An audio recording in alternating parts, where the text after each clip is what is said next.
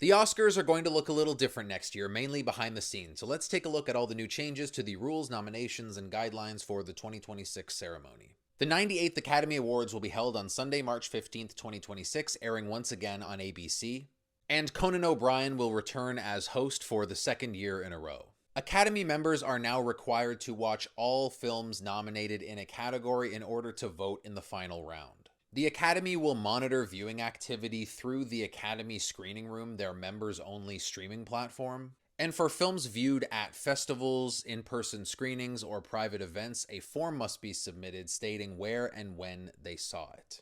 So kind of like a rigidly enforced Letterboxd. This rule seems like a no-brainer, just watch the movies you're going to be voting for, but shout out to Academy member Kirsten Dunst, who will not be affected at all by this change. For below-the-line nominees, their names will now be included on the ballot and not just the film they were nominated for. Will this finally help 16-time Oscar nominee Diane Warren finally win Best Original Song?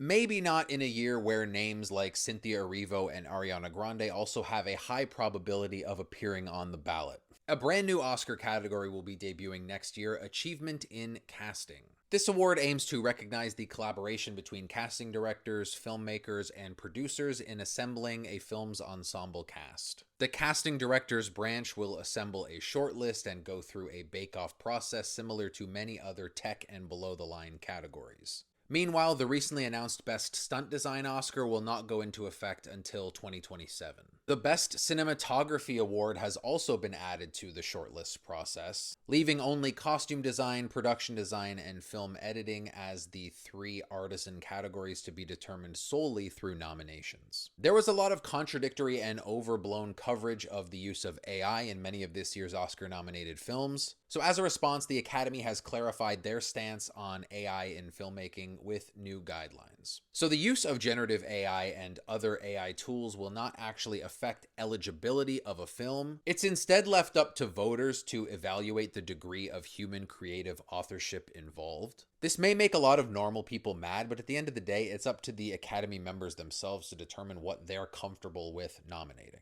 And finally, any Best Picture hopeful will have to submit proof of submission based on the release window of their film. This is definitely in an effort to counter any nominees to be determined disclaimers on nomination morning. Which one of these changes do you think will most benefit the Academy Awards? And as always, follow for more Oscar and awards coverage in the off-season.